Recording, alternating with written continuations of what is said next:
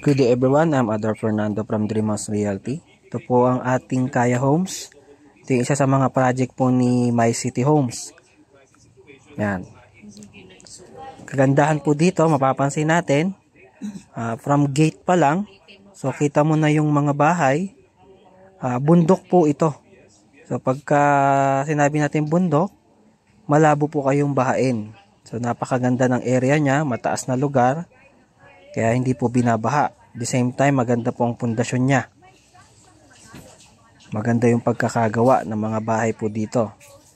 Meron tayong naka-promo nito.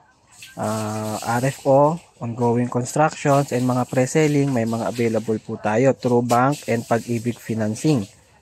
So sa mga nangangarap po magkaroon ng bahay na mura, affordable at magandang gawa, isa po ito sa mga best option natin.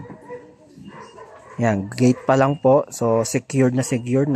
So, hindi kayo makakadaan kung kayo ay maggagala lang o kaya kayo ay mamamasyal lang.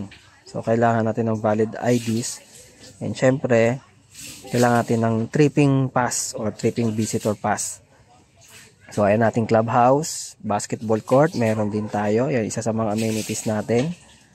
So, mamaya pasukin natin yung turnover unit. So, ayan po ang community niya. May mga ginagawa pa at may mga gagawin pa.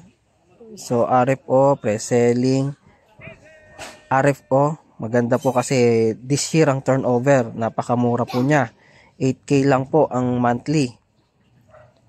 So ayan po ang ating community. So nakikita natin yung mga nakagawang bahay na. So ayan yung mga sample kung paano gawin. So talagang 100% subok na matibay po.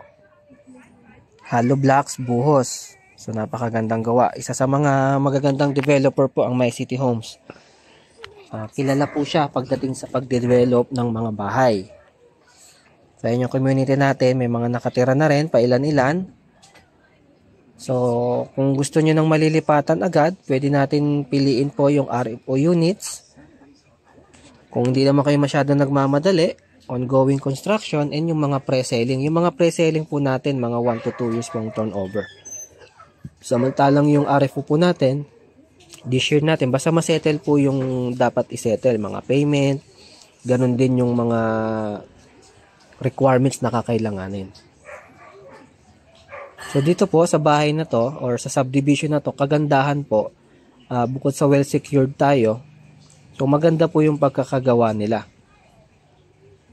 Hindi po basta-basta. Ang ganda ng lupa, ang ganda ng pundasyon, mga materyales na ginamit. Talagang pang pamilya po. So, yan natin community. Dami ng gawa. Ito po yung mga sample, o ito yung isa sa mga sample turnover natin. Ayan, actual turnover po, Helena model.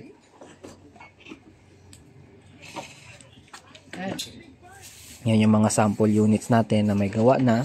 Diyan may mga itatayo pa pong mga bahay dyan sa harapan na yan. Yan yung mga pre-selling units natin.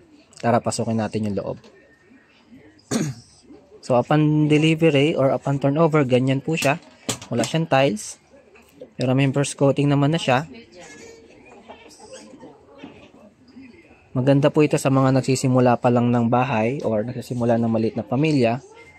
Ang kagandahan pa, kahit hindi pa kayo kasal, pwede kayo mag-combine income or co-borrower. Ang required income kasi natin dito, medyo mataas dahil townhouse po ito, 8K po ang monthly amortization. So, pwede kayo mag-combine ng kung kayo ay live-in, kayo magkaibigan pa lang, kayo may kapatid, kayo ay mag-asawa pero hindi pa kasal, magkatrabaho, pwede din po.